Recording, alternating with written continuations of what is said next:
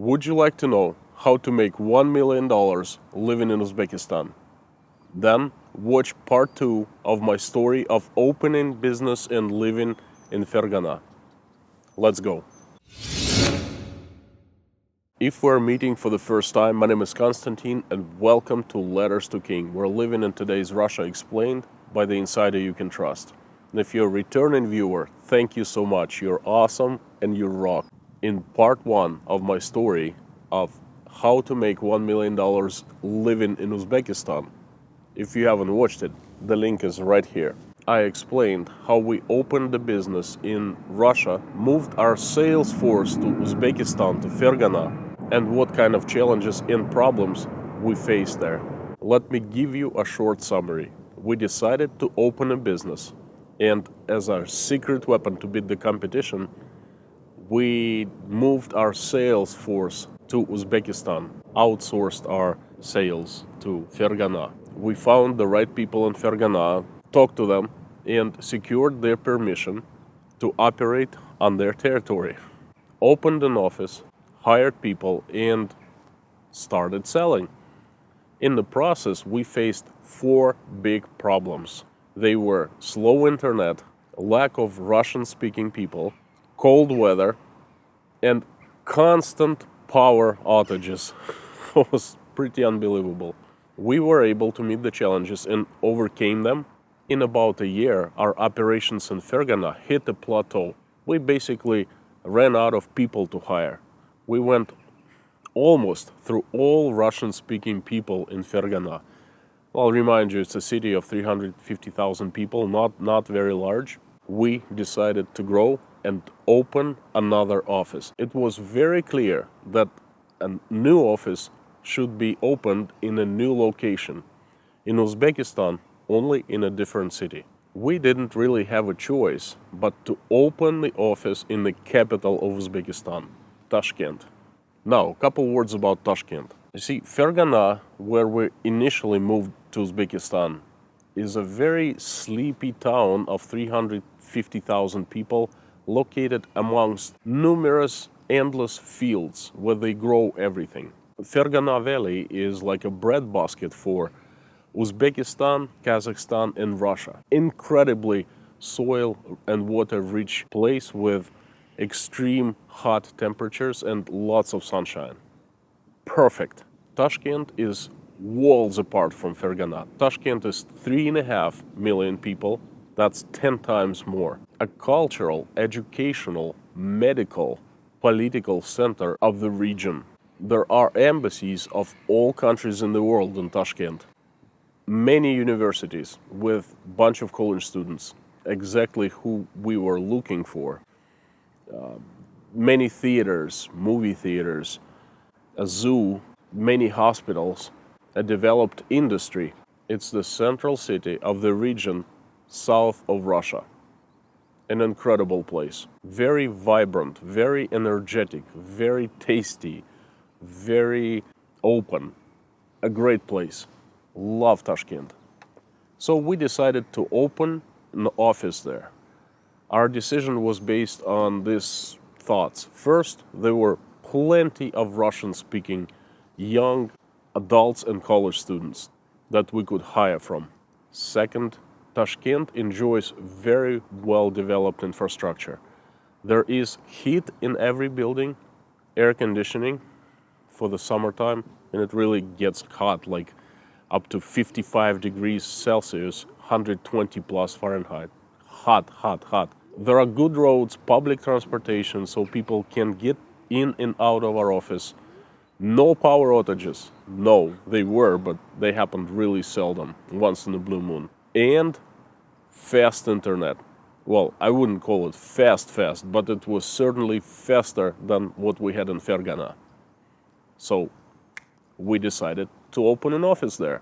At the time of the decision, we had about 25 salespeople working in the Fergana office, and it was a very solid operation. Everything was working, and in the last months, I set up a system that required very little of my attention. When at first I was there all the time, involved in everything, some 10, 12 months later, I had to pay much less attention. So naturally, my time freed up to go someplace else and set up another operation. By that time, we already had 1 year experience of working in Uzbekistan, dealing with Uzbek people and local tradition and culture and business practices, everything. We knew right from the minute one of when we started thinking of opening a new office in Tashkent of challenges that we would meet there by all means. There was one huge challenge that we had to deal with. Without overcoming it, there would be no office, no business, there would be no Uzbekistan for us. That's getting the protection. By the way, if you find in this video interesting, please consider liking it and subscribing to the channel so you don't miss any further updates about Russia, the United States, and possibly about Uzbekistan. You see, like I said before, in Fergana, before opening an office, we found the right people from the local police force. They did not understand our business one single bit. They figured we weren't doing anything bad, so they just set the price and they said, well, no one's gonna touch you. And no one did. We never had a problem in Fergana. Policemen, firemen, tax people, they all stayed out of our way. Now, we had connections in Fergana, but Tashkent was a completely different story. Tashkent is the big ocean where big fishes with big teeth swim. We had to figure out how to deal with two things, local police and the KGB. Local police, well, it's always on the ground. It knows what's going on its territory. And the KGB, not such a huge concern in Fergana because police force there is very powerful. But Tashkent, forget it, it's run by the KGB. So we really had two choices. Choice number one, to place ourselves on the radar, to show up and openly talk to the people, say, introduce ourselves and tell them who we were and what we needed to do. A risky one. And the second choice was to stay as low as we could and be off the radar. We opted for the choice number two. We figured it would be much less expensive and much less dangerous. The decision was made. We were moving to Tashkent and opening an office there. Tashkent is a big city. It's the size of Boston, I would say. It's nothing like Fergana. There are plenty of offices for rent. There are newspapers where people advertise. And this is exactly what we did. We found a newspaper, looked at the advertising section, went to see a few offices and chose the right one. And let me tell you, it was a nice office. A former kindergarten split in two. Literally, they took an old Soviet kindergarten surrounded by large apartment blocks where people actually lived, and split it in two, outside and on the inside. On the outside, they made a wall, very high wall surrounding it, and on the inside, they did replanning of the building. They were like two separate buildings connected by one wall. And on one side, an operational kindergarten remained. And another side was the office with a little lawn, real nice place. We had a living quarters there, a large office, 2 large rooms for employees, a full kitchen, bathroom, full bathroom, just nice place. The initial hiring was not difficult either. We just asked our employees at Fergana office, mostly the kids, college students, to, telephone their friends in Tashkent and inform them that there was an opportunity opening in Tashkent, just like the one they seized in Fergana. And they did. Within 2 weeks, we had a first sales team assembled there, consisting of 8 people. I trained them. We set up the workspaces, the work desks, computers. We set up the internet. And boom, off we went to sell. It was much easier process opening second office than the first one because, first of all, we had experience, and second, we had support of Fergana. If there was a question, if there was if we ever needed help, someone needed help, we would turn to our Fergana office for help every time. Our main concern about working in Tashkent showed itself up in 2 weeks after we opened doors for business.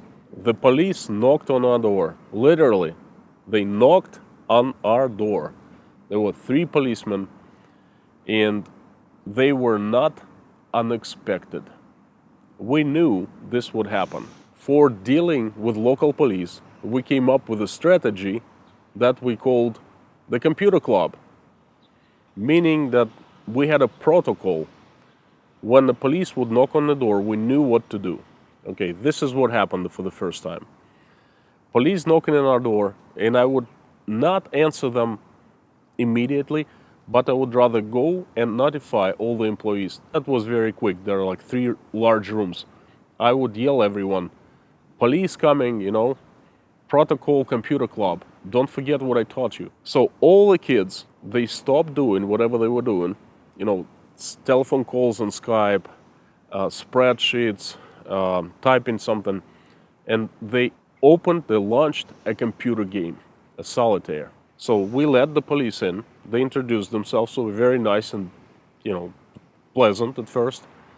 Introduced themselves. We introduced ourselves. There were 3 of them, the head guy and 2 of his support fellows. And the head guy, the leader, he directly asked me, what are you guys doing here? And I told him, we play computer games. He started smiling, saying, hey, yeah, right, you're playing computer games. What are you doing? I said, well, we're playing computer games. We're a computer club. He goes, do you charge anything for playing computer games? I said, no, it's absolutely free. Anyone can come in and play. He didn't believe me. He said, what if I stand up right now and go and check their computers? I said, please, be my guest. And he actually did. All 3 got up, would walk around the building, the office, and look at the computers. And my employees were playing computer games, a solitaire. The cops started asking them questions, but of course everyone was ready. They had a protocol, and they answered the way they were supposed to, saying, what are you doing? We're playing a computer game. Do you pay for playing computer? No, we don't. We just come in, we sign up, and we play for computer game. Why? Because we like playing computer games.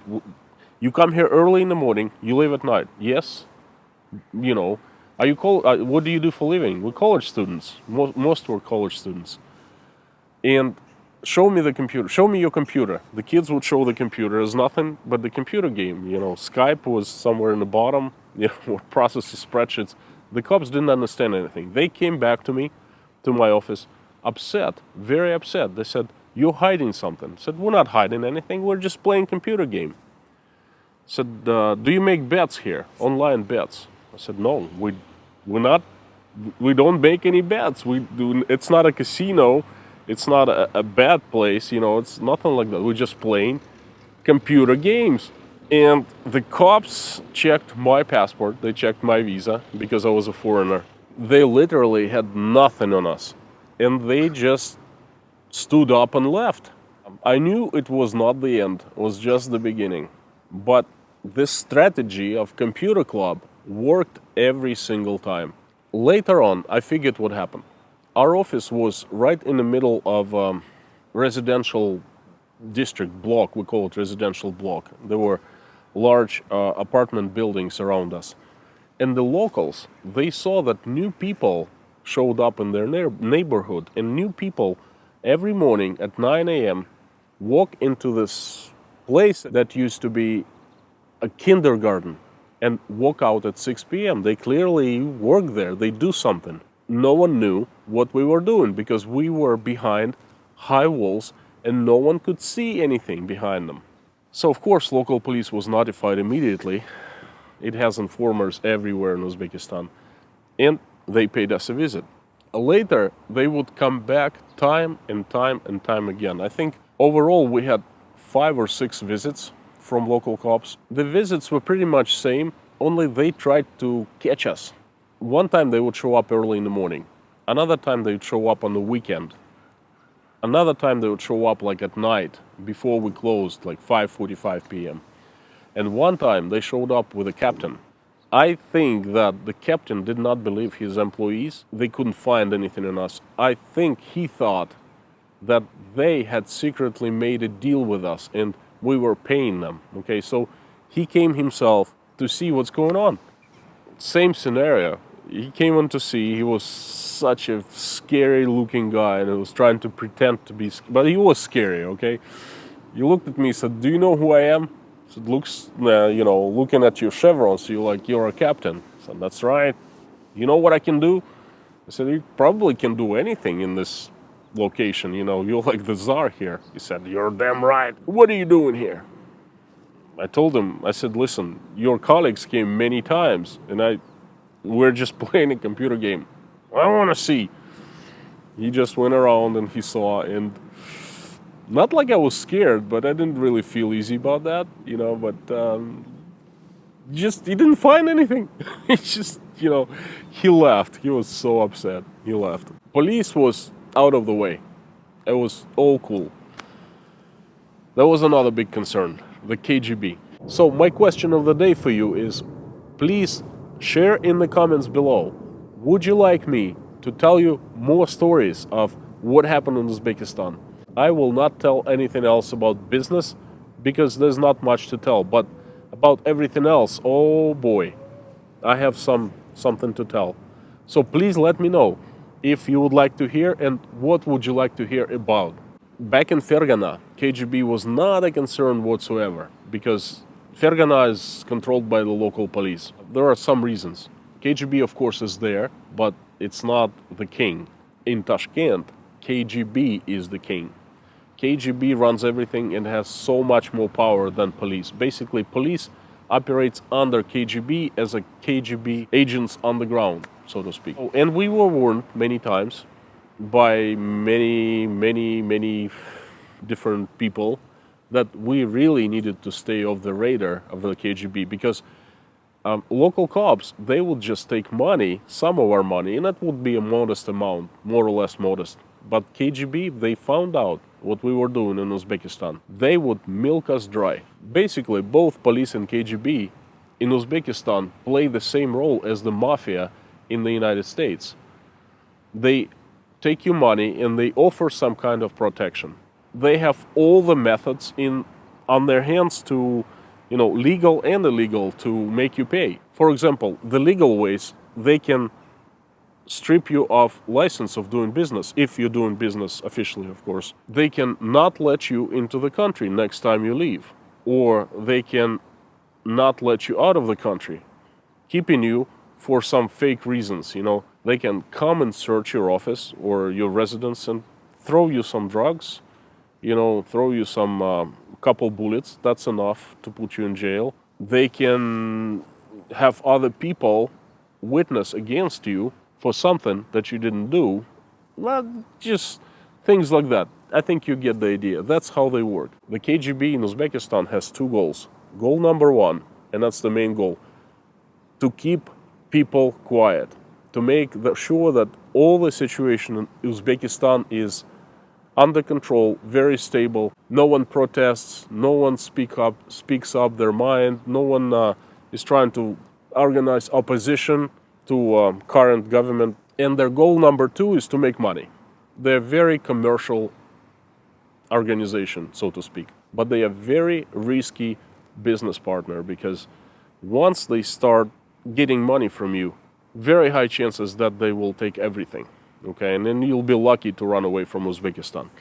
I'm not sure what's going on right now. Things can be different, but that's what was going on there back in 2010. So to stay off the KGB radar, I came up with my personal strategy and I called it covering the tracks. And that's basically what I did. I covered my tracks. See, I lived right in my office because our office building had living quarters, very nice living quarters. I worked for 6 days a week, from morning till night.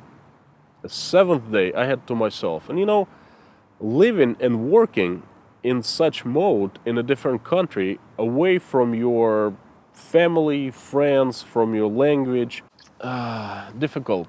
After some long time, I started feeling miserable. I wanted to get out of the office, out of this place. It was basically, I was on self-isolation for COVID-19 10 years ago, okay, for a long, long time, willingly working, having something to do, but still, it was self-isolation. So on the day number 7, I tried to get out of the office as much as I could and do things. I would go to local bars and restaurants for foreigners. Then I would go to bars where diplomats would hang out, Russian, American, Czech, all kinds of people, I would meet there. It was a very small community because they were in the same shoes as I was, only they worked inside of the embassy for 6 days and they were not allowed to get out. And I worked inside of my office. So we would meet and I was just like drink beer and, have fun a little bit.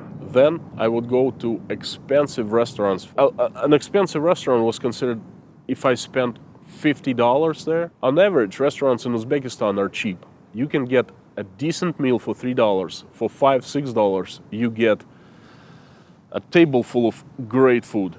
But there were some expensive restaurants, like for foreigners, for rich Uzbeks, that you could easily, leave $50 per meal. 10 times more than usual restaurant. 5 versus 50. And places like that were under complete control of KGB, meaning they had informers inside because they have to know who can spend that kind of money. And they track people all the time. This what my covering the tracks strategy looked like. Every time I would go out to the city, and my office was located, in the city, but on the outskirts, away from the center of Tashkent. So every time I would go to the center, and I would do something for myself, I would take a cab back, and it was really cheap, like $1. Every time I would ask cabbie to go a little bit further away from my office and drop me there. So I would walk back for 5 minutes. Well, first of all, it was always nice weather, and it was pretty safe to walk anytime, so I enjoy walking. And then the main reason was that not one single cabbie knew where I lived, because they never dropped me off right next to my house/residence. I was explained that every time I would be in the sight of a KGB informer who would see me spending, some good money or doing something, identifying me as a foreigner and a potential target, then I would walk out and take a cab. They would notice the license plate. After the cabbie would drop me off, the next day a KGB agent would contact him and ask for my address, for the drop-off address. That way, if somebody dropped me off right next to my house, KGB would know the next day where I lived. And then they would start following me. Amazingly enough, my strategy worked. I never had a problem with KGB in Tashkent and never had a knock on my door or a telephone call. Only local cops, but they weren't really bothered. Putting aside this challenge of privacy and security, we grew our office into a decent-sized operation that rivaled Fergana in sales. We didn't really have many problems of the kind that we had in Fergana a year earlier, like having slow internet. The internet was much better. Instead of 1 megabit, we were getting 6, 7 megabit. It was more expensive. It was still slow, but much better than in Fergana, and it allowed us to do business, to make place calls to Russia, use Skype a lot. Tashkent gets as cold as Fergana in the winter. We had indoor heating, no problem in the winter time. There were plenty of people speaking excellent Russian. People were not a problem, but it was a challenge. In Fergana, we had the best job offer possible for the city. People could make up to $1,000. Nowhere else in Fergana they would make that kind of money. In Tashkent, the embassies hire locals, foreign large Western banks have offices there, large oil companies, gas companies have offices. And if a person speaks English, Russian, has education, then he or she has a chance of finding a decent paying job there, okay? But it's only in Tashkent. So we had to compete with large companies offering good money. Over the course of 1 year, I interviewed 700 people. We assembled a team of also about 20, 25 good salespeople, and that was our second office. We were selling left and right, And our offices in Tashkent and in Fergana didn't like each other. There was always a rivalry. The Tashkent people who live in the capital of the country, I don't know how to say it in English, the capitalers, they thought of Fergana people as of uneducated hillbillies, the peasants, And Fergana people thought of Tashkent employees as very nose-up, stuck-up people, not very pleasant, not very open, not very warm. Each office kind of had a point. So they were always competing. Who makes more money? Who makes more sales, Let's show them. That was the mantra. Okay, man. It turned out well for our business. Our business was thriving for 2 years. We did well. But after about 2 years, we started seeing bad signs. Our market in Russia was shrinking. It was 2012, 2013. Before that, we were growing in sales, but then we hit a plateau, and not just us, everyone else. The market formed, and it turned out to be not as large as we had hoped for. And that was a big problem I see on the horizon. The market shrinking. Another huge problem and a potential life threat for us, for our business, was, well, guess. Freedom.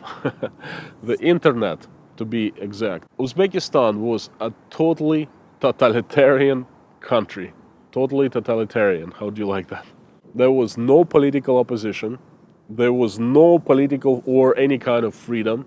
There was just the president, the government, and the people, and that's it. And they were all controlled by KGB and police force. Army would step in when needed, and it did step in a few times, and it was not pretty, it was ugly. I figured things could not be going on like that forever. I figured that there would be some kind of unrest in the future. And what happens when unrest begins in a totalitarian country? The government shuts off internet immediately, so people cannot communicate. And the next thing, it shuts off the mobile communication.